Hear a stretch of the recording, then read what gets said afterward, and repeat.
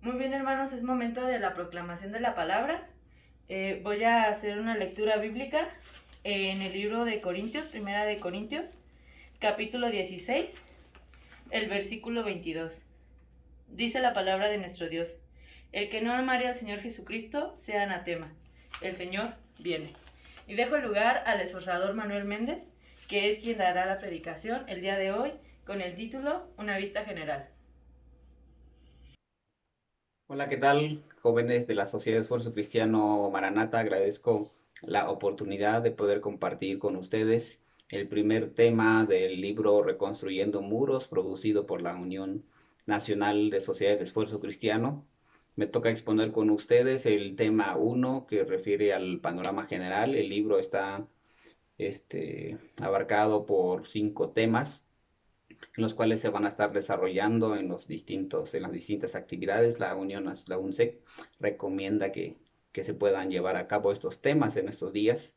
También vamos a estar compartiendo nosotros, como coordinadores de la zona centro. Reciban un cordial saludo de parte de la coordinación de zona centro. Un saludo a toda, no solo a a la Sociedad de Jóvenes Maranata, sino a toda la iglesia Betel. Voy a invitar a que busquemos en la palabra de Dios, allá en Esdras capítulo 1, versículo 1. Le voy a dar lectura para ustedes en la Nueva Traducción Viviente. Dice: en el primer año de Ciro, rey de Persia, el Señor cumplió la profecía que había dado por medio de Jeremías. Movió el corazón de Ciro a poner por escrito el siguiente edicto y enviarlo a todo el reino. Bien, el libro Reconstruyendo Muros, su objetivo principal es presentar una síntesis del perfil, de las características y algunos principios que deben cumplir el proceso de formación y práctica de un buen liderazgo cristiano, de acuerdo al propósito de Dios. Va a presentar una serie de características, principios que deben de cubrir un liderazgo cristiano. Ese es el objetivo de todo el libro Reconstruyendo Muros. El tema de esta noche va a ser reconstruyendo muros. Vamos a hablar de una manera, como darle un panorama general de lo que va a tratar el libro. Y el libro y en los demás temas va a ir desarrollando de manera específica, punto por punto. Bien, ¿cuáles son los antecedentes? Reconstruyendo muros está basado en los libros históricos de Esdras y Nehemías. Bueno, esos dos libros se escribe en medio de una sociedad exiliada en Babilonia, basada en que se escribe en otra nación, en un pueblo, en una sociedad que está lejos de casa, lejos de sus costumbres, pero sobre todo lejos de Dios. Se trata del pueblo de Judá y Benjamín. Recordemos que se divide en dos partes. El pueblo de Israel se divide, el reino del sur y el reino del norte. Están las otras 10 tribus, pero aquí en el libro de Esdras y Nehemías no habla de las otras 10 tribus, habla específicamente de Judá y de Benjamín. Cuando fue sitiada su centro ceremonial, Jerusalén, el rey Nabucodonosor, rey de Babilonia, ataca Jerusalén en el año 587 a.C., pues tal como Dios había anunciado, si su pueblo desobedecía sus mandamientos, cumpliría su castigo. Y así pasó. Jerusalén quedó devastada, saqueada, quemaron el templo, todos los utensilios que estaban en el templo de Jerusalén fue llevada a sus templos de Nabucodonosor, dedicado a sus dioses. Sus príncipes y las personas del linaje real fueron llevados cautivos a Babilonia. Solo quedó un remanente de un grupo de los más pobres de Judá, se quedó en Jerusalén, pero el resto fueron llevados. Entonces, todo esto, se da en un contexto, todo se desarrolla allá en Babilonia. Este proceso de reconstrucción de muros se da allá en Babilonia. ¿Quiénes lo lideran? Van a ser Esdras, Nehemías, Zorobabel y obviamente el rey de Persia, Ciro, más adelante Darío y todavía le toca a Artajerjes. Esdras, ¿quién era Esdras? ¿Quién era Nehemías? Quienes ejecutan, quienes lideran, quienes son usados por Dios para llevar a cabo este proceso de reconstrucción de muro. Esdras pues, era escriba, un sacerdote que logró alcanzar una buena posición política allá en Babilonia. Era uno de los consejeros y escribas del rey. Eh, y Nehemías, por su parte, era el copero del rey, había alcanzado una posición de alta confianza que le confiaba, que el rey confiaba su vida en su copero, porque el copero, la función del copero era vigilar que todo lo que bebiera el rey no tuviese nada malo que afectara su vida, que no estuviese envenenada, por ejemplo, su vino que tomara. Entonces esa era la función, cuidarle la vida. Eso era Nehemías. Habían alcanzado una buena posición en el gobierno para poder hacer cambios. Fue que se cumple 70 años, que a los 70 años Dios manifestó su misericordia. No es porque el pueblo judío exiliado hayan hecho algo maravilloso para ganarse el favor de Dios, simplemente porque Dios así, por su misericordia, se acordó de ellos y ejecuta su misericordia tal como había prometido. A los 70 años ejecutó su proceso de reconstrucción a través de estos líderes, Esdras, Nehemías, Zorobabel. Y sucede algo increíble. En Esdras 1:1 que acabamos de leer, dice que tocó el rey de Ciro. En su primer reinado de Ciro, toca el corazón de Dios y emite un decreto, un escrito, que se construya un templo para Dios allá en Jerusalén.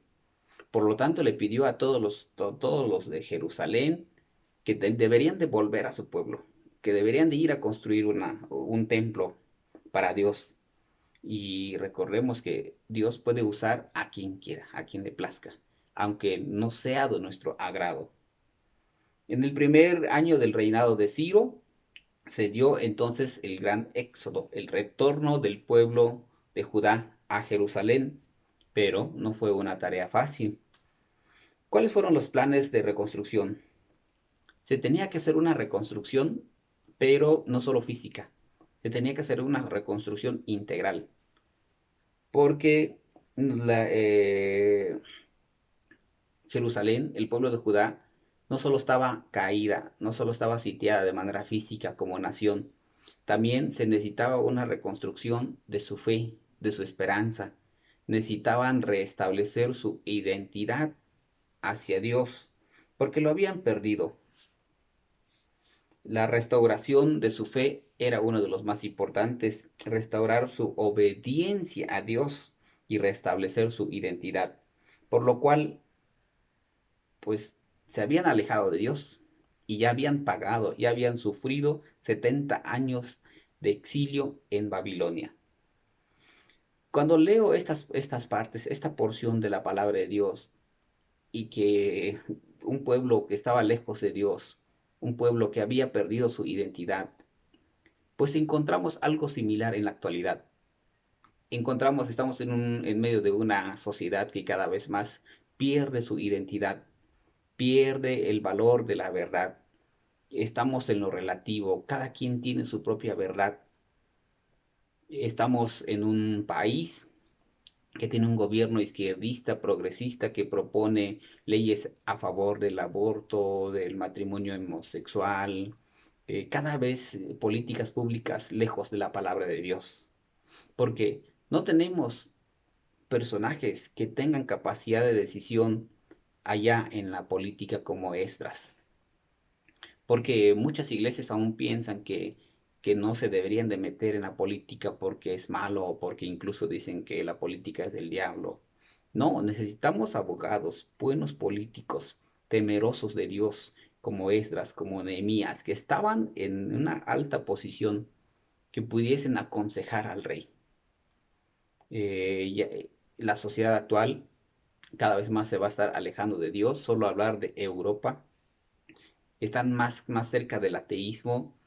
Tristemente, Estados Unidos, una nación que fue construida bajo los cimientos, bajo cimientos cristianos, cada vez más lejos también de sus gobernantes. Ahora eligieron a un demócrata, Joe Biden, que está otro izquierdista que ciertamente propondrán leyes liberales. Pero eso no depende de nosotros, depende de Dios. ¿Qué podemos hacer? Aferrar nuestra identidad, recobrar nuestra identidad en Dios y aferrarnos a su promesa, porque cumple su promesa. Dios siempre cumple su promesa. Así que esta reconstrucción, como se menciona antes, no iba a ser una tarea fácil. Aunque haya tenido la autorización del rey, en este caso de Ciro, había incluso donado todos los utensilios que habían saqueado de Jerusalén, se los devolvió y dio otras donaciones y dio escritos, autorizaciones. Nehemías pidió autorización para que les permitiesen pasar por los reinos aledaños, vecinos a Jerusalén, por los gobernadores que les permitieran cortar madera para la reconstrucción de Jerusalén. A pesar de todo eso, no fue tarea fácil. Nehemías narra que cuando inicia este proceso de reconstrucción del muro de Jerusalén, empezaron los gobernadores de los alrededores a asediarlo, a atacarlo. No querían que se construyera.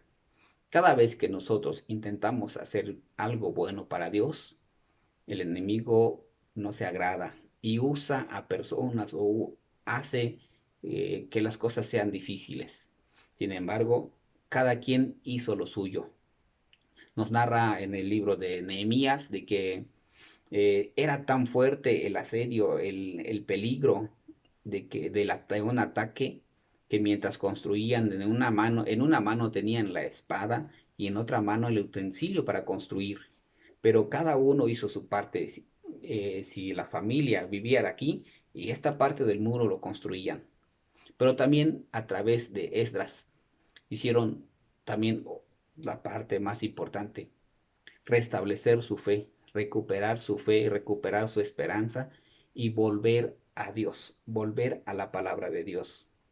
Esdras, que era el sacerdote, leyó la ley en un evento solemne, leyeron la palabra de Dios, reconocieron su pecado y se volvieron a Dios.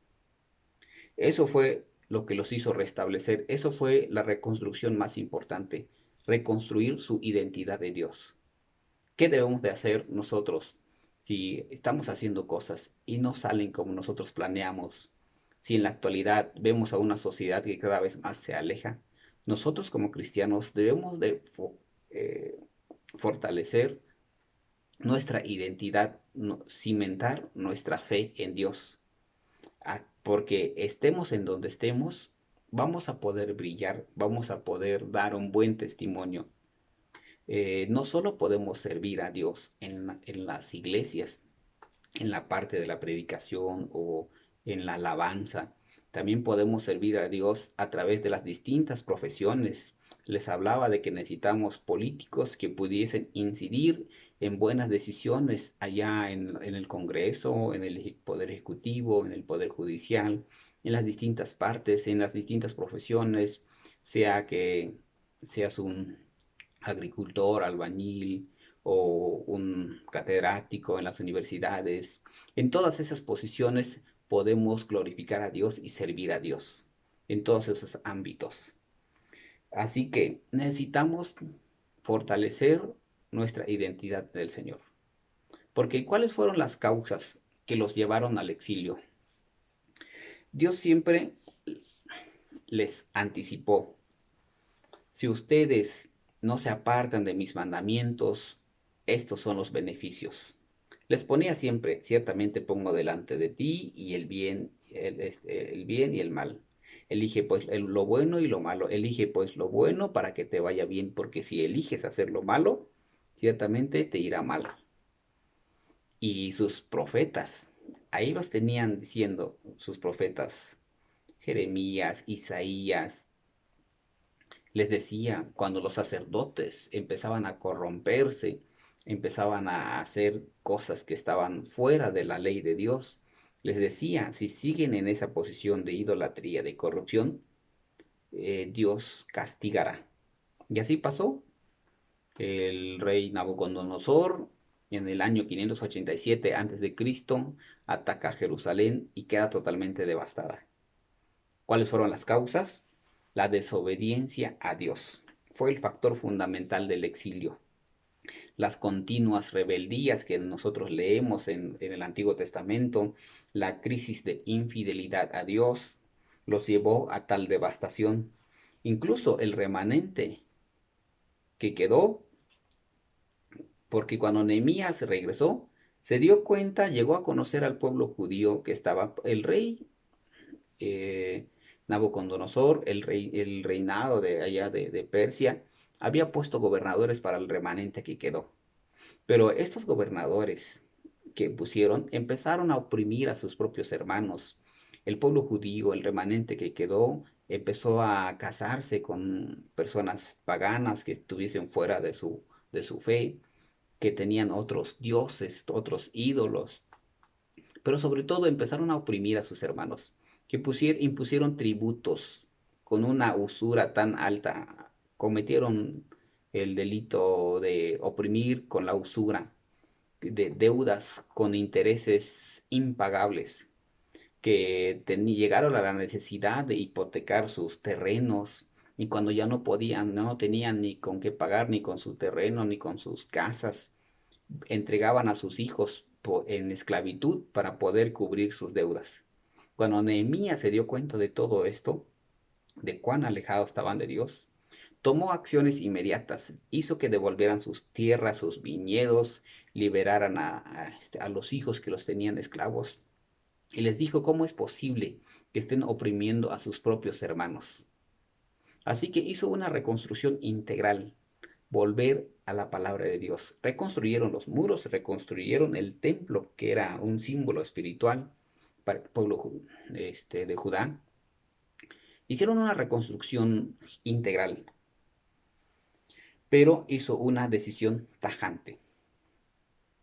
Hay cosas que nosotros también tenemos que tomar así decisiones de una manera certera, tajante, que dejemos de intentar. Hay cosas que no podemos dejar, hay luchas que tenemos en nuestras vidas como jóvenes, obstáculos que no lo podemos pasar, y porque estamos intentando dejarlo. No tomamos una decisión, una acción de dejarlo así tajantemente.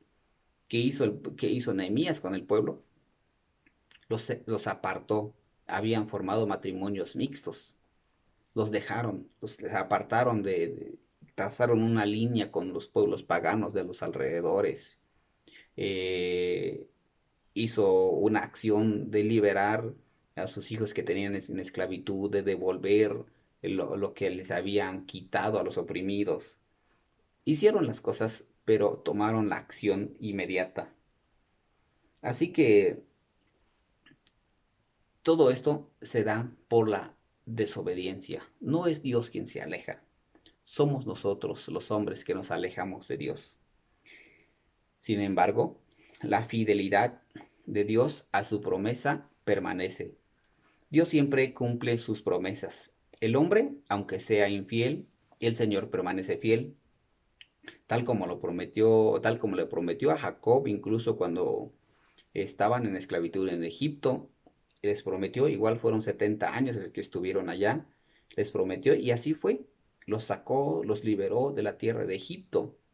Usó a otras personas en ese entonces, usó a Moisés, quien había dicho que no, Señor, no puedo ser yo porque soy un tartamudo.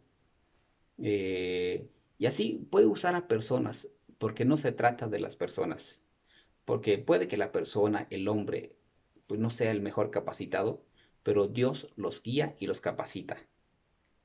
Si Dios te elige a ti para alguna función, no digamos como Jeremías, soy un niño, no puedo hacer, soy un tartamudo, como Gedeón, yo soy el más pequeño de mi familia, ¿Por qué me eliges a mí para ser un libertador?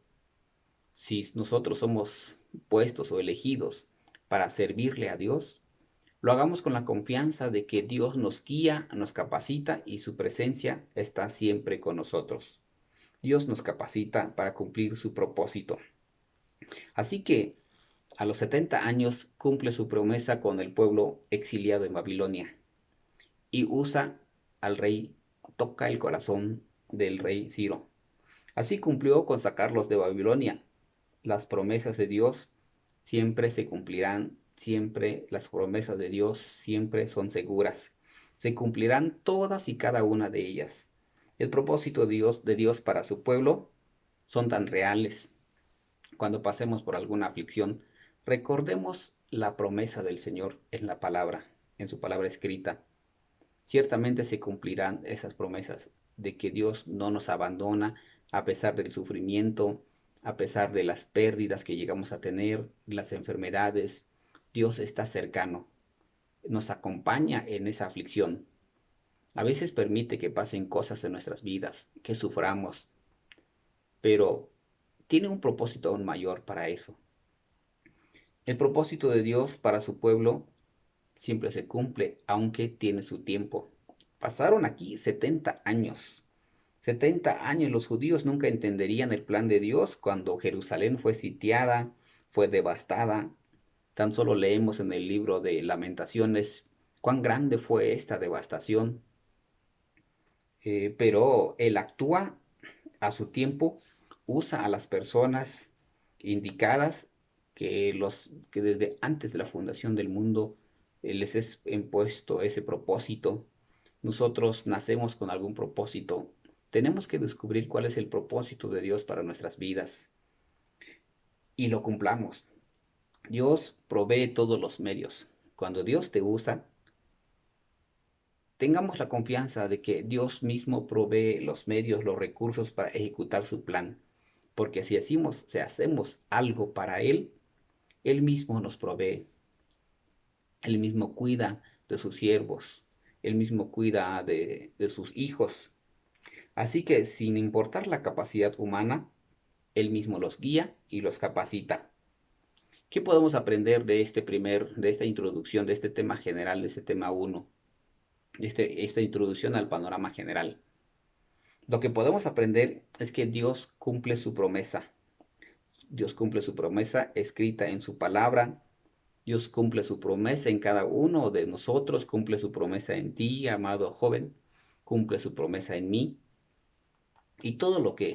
Así que todo lo que emprendamos, lo encomendemos al Señor. Todo lo que hagamos, nuestros proyectos, nuestros planes, planes de estudio, planes de trabajo, planes en la iglesia, en los distintos proyectos que hagamos, lo encomendemos al Señor y confiamos en que Él proveerá los recursos y Dios mismo actuará para que se ejecute conforme a su voluntad. Pero también necesitamos tomar decisiones puntuales, decisiones certeras como lo hizo Nehemías. No titubear. Si hay algo que nos esté estorbando nuestra relación con Dios, que esté estorbando nuestra comunión con Dios, tomemos decisiones fuertes y dejemos de dejar de hacerlo. Lo dejamos, hagamos la acción. Recordemos que Dios ya nos perdonó, que nuestro Señor Jesucristo ya hizo el gran sacrificio en la cruz del Calvario, entregó su vida entera por nosotros. Y nosotros, ¿qué estamos haciendo acá a cambio? Amado joven, amado hermano, ¿qué estás haciendo a cambio de todo lo que Dios hizo por ti en la cruz del Calvario, del gran amor que demostró con nosotros primeramente? Tal vez es momento de que hagamos las paces con Dios y que todo lo que hagamos y nos decidamos a servirle, nos decidamos a hacer impacto, a hacer luz en las distintas áreas donde nos desenvolvemos. Tal vez es el momento de dejar de agarrarnos entre hermanos, criticarnos, juzgarnos entre hermanos, dejemos de estorbar a la obra de Dios y nos dediquemos a trabajar en el propósito de Dios para nosotros. Si hay algo que tengas que hacer para poder hacer las paces con Dios, como lo hizo Esdras, cuando los reunió al pueblo, los hizo volver a la palabra de Dios, reconocieron sus pecados y, y se postraron y reconocieron, reconstruyeron su fe, reconstruyeron su esperanza, pero sobre todo su identidad con Dios. Si tengamos que hacer algún cambio en nuestras vidas, es el momento de hacerlo porque Dios está con nosotros. Dios te bendiga, amado joven. Reciban un cordial saludo a la sociedad Maranata y a toda la iglesia, a todos los hermanos de la iglesia Betel. Bendiciones.